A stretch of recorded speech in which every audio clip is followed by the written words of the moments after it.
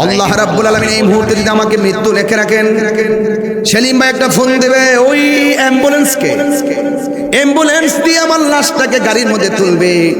তখন আর বলবে না তাহির সাহেবকে গাড়িতে তুল, সেলিম ভাইও বলবেন, সবাই বলবে না না না লাশটার গাড়িতে তুলো। বাড়িতে নেওয়ার পরে বলবে লাশটার গাড়ি থেকে নামাও, নেওয়ার পরে বলবে লাশটাকে মাটিতে শোয়াও, লাশের পানি গরম করো, লাশের খাট মসজিদ দিকে আনো, লাশের জানাজার নামাজ কয়টা হবে ঘোষণা করো।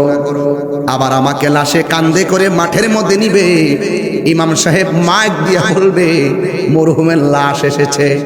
চোখের পলকে সেলিম ভাইয়ের পদবি মুছে যাবে, চোখের পলকে তাহির সাহেবের বক্তাগিরি মুছে যাবে। ঘরে বলবে আমাকে লাশ, বাড়িতেও বলবে আমাকে লাশ, জানাজার মাঠও বলবে আমাকে লাশ, নামানোর সময় বলবে লাশ নামাইবার জন্য দুইজন নামবে, লাশ লাশ।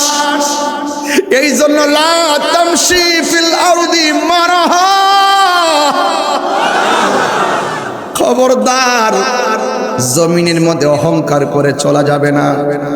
ইন্নাল্লাহা লা ইউহিব্বুল মুতাকাব্বিরিন, নিশ্চয়ই আল্লাহ রাব্বুল আলামিন অহংকারকারীকে পছন্দ করে না।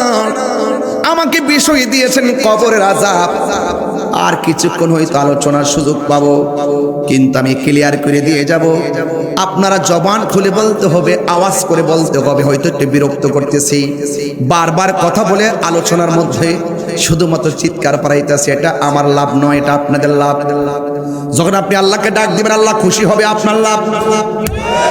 কথা বলেন ঠিক কিনা বলেন? যখন আপনি সুবহানাল্লাহ বলবেন আল্লাহ খুশি হবে, আপনারই লাভ। এই জন্য মুখ তালা দিয়ে রাখবেন না। আমরা এখানে যারা এসেছি সবার জবানটা খুলে বলেন, নিষ্প্রাণ দেহের ভিতরে প্রাণ দিয়েছেন একজন, জবান খুলে বলুন তিনি কে? কাইফা তাকফুরুনা বিল্লাহি ওয়া কুনতুম আমওয়াতান ফাআহইয়াকুম সুম্মা ইউমীতুকুম সুম্মা ইউহয়ীকুম সুম্মা ইলাইহি তুরজাউন।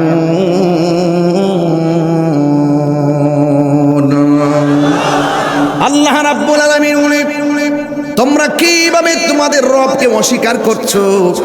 তোমরা ছিলে মুর্দা, তোমাদেরকে জীবন দিয়েছি আমি আল্লাহ। আমি ছিলাম শুধুমাত্র এক ফোঁটা পানি, পানিটারে রক্তের ফোঁটা বানাইছেন আমার আল্লাহ। এই রক্তের ফোঁটাটারে গোশতের টুকরা বানাইছে আমার আল্লাহ। গোশতের ভিতরে রড দিয়া মানে হাড্ডি দিয়া শক্তিশালী করেছেন আমার আল্লাহ, এবং রগের ভিতরে রক্ত ঢুকাই দিয়েছেন আমার আল্লাহ। ওয়া ওয়া বলে চিৎকার দেওয়ার ক্ষমতা দিয়েছে আমার আল্লাহ। দুনিয়ার মধ্যে আসার সময় মুঠ করে আসছি, যাওয়ার সময় হাতগুলো খালি করে যাব। গায়ের মধ্যে একটা ড্রেস লাগাবো সাদা, কিন্তু এই ড্রেসের মধ্যে কোনো পকেট নাই। বোঝা গেল আইসি খালি, যাইবো খালি, একটা ঘরে যাব। জবানটা খুলে বলুন সেই ঘরের নাম কি?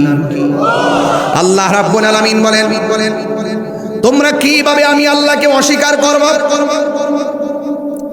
তোমরা কিভাবে আমি আল্লাহকে অস্বীকার করবা? তোমরা ছিলে মুর্দা। ও বান্দা, আমার আল্লাহ কোরআনে বলে দিয়েছেন ফাবি আই আলা